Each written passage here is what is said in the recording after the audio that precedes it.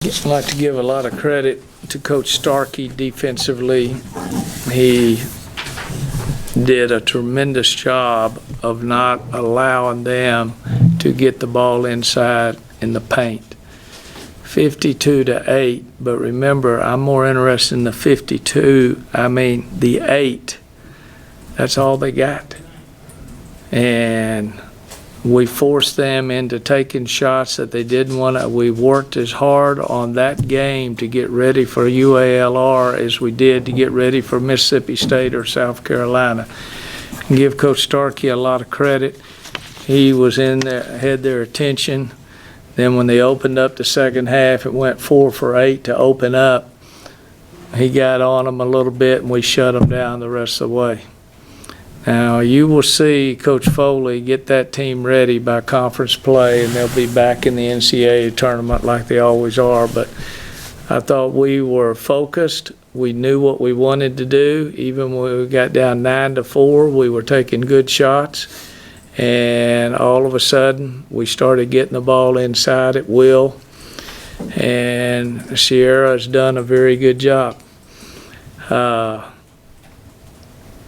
Proud of this basketball team with the expectations and whatever. I'm proud of the fans that were here. I'm embarrassed for the fans that were not here. We're the highest ranked team at Texas A&M right now that's currently playing. And I think we deserve a little bit more. And you've heard that sour grapes before, but this is, we're playing, then the men are playing, and then we're playing. We're going to play the United States Olympic team that at least 8 out of 12 of those will be on the Olympic team in Tokyo. If you're not going to come out to see the 6th ranked team, at least come out to see the Olympians, because red, white, and blue, they deserve every bit of it.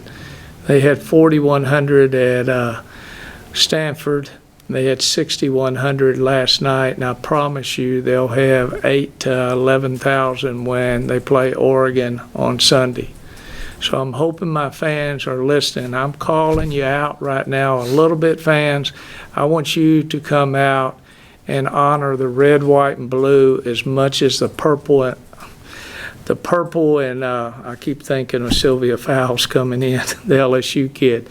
That's who Sierra is going to have to go against. But it's going to be a great 2 days for us because we're going to have the Olympic team, particularly Fowles and Augustus, who played for Starkey, talk to our basketball team. And I'm sure Taurasi and Bird will be able to sit there to talk to Kennedy on what that next level is all about. We haven't even mentioned anything about USA until tonight when I go back into that dressing room. And it's not about winning and losing as much against the Olympic team. It's wanting to be there competing.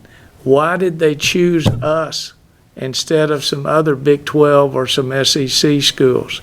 They chose us because how we handle championship type games here, NCAA playoff games in every sport. But right now, I know football's not playing this week. Cowboys won last night. I know Chicago PD was on tonight. I hope I taped it. But I'm proud of this basketball team. And I'm proud of the fans that were here.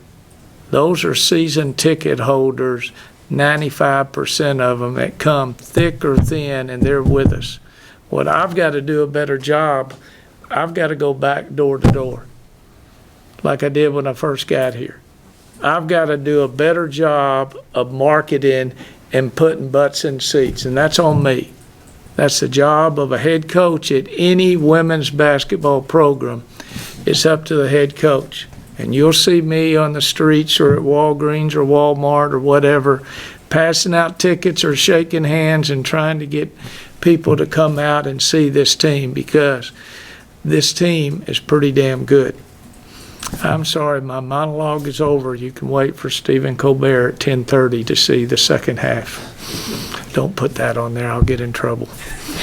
Coach, speaking of Thursday with the USA team coming here, talk a little bit about what that means to prepare for that. Now that you're shifting focus, I guess from what you saw tonight, what are you expecting out of that on Thursday? We'll get them at their best. They got off the plane Thursday night, had one practice, and had to play Stanford. Stanford played with them, won 95-80. They got a little bit better against Oregon State, 81-58 or something like that. They'll be at full strength. I think Kelsey Plum is supposed to play the last two games, maybe Skylar Diggins. I'm not sure who all will be here, but I know we're going to see two great Augustus and Fowles and Asia Wilson. I mean, they're killing people inside in the first two ball games against teams that are a lot taller than us. And NECA coming home 45 minutes from here, it's going to be a great atmosphere.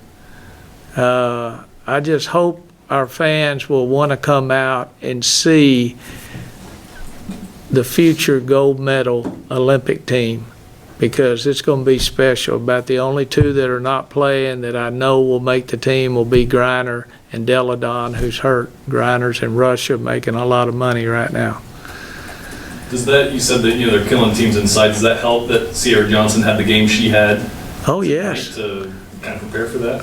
But she was guarded by 6'1" tonight, okay? You're going to see 6'6" tomorrow, and you're going to see Asia Wilson, and you're going to see NECA. They were our heroes growing up. Our kids watched them on TV. We watched WNBA game. I recruited and sat in the living rooms of a couple of them. It's tough. I'm excited. They're going to be coached by Cheryl Reeves, the Minnesota coach, and Dan Hughes. Used to be San Antonio, now he's Seattle. They're going to be the assistants, and Dawn Staley will be watching the game film very closely. The game's going to be on SEC Plus, and so the nation will be able to see the game as well. This is the Olympic team, folks. Come on out and get a piece of it. We're definitely, I don't think Kennedy's going to be scared, but she's going to be guarded a lot harder than perhaps she has been in the last two games. By the way, Kennedy made some very, very good passes. She got caught with 4 turnovers, but she played a very good floor game today. Coach, you only took 6 threes today. Is that part of the offensive strategy of going against a smaller team, or just kind of the No, it's what they were giving us. It's the same way against Oklahoma City. If the threes are there, we want to take them. I got to get Wells hot again and get her enough looks. And she's got to shoot off the pass instead of off the dribble. When she goes off the dribble, she needs to hit a runner, get more opportunities. But that's the most points I think we've ever scored against UALR. So we're going to take it as a great first half, a great defensive game.